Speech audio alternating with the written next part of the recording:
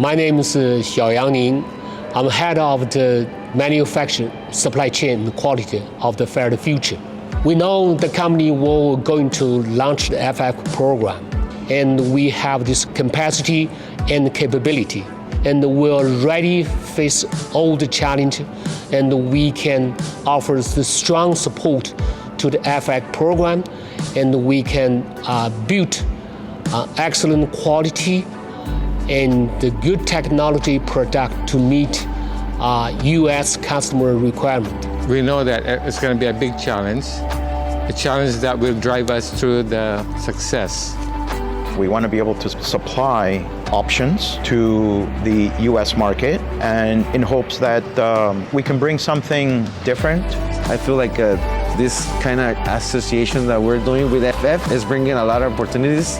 The teams are working very closely from here in China with our partners, and the plans are in preliminary stages.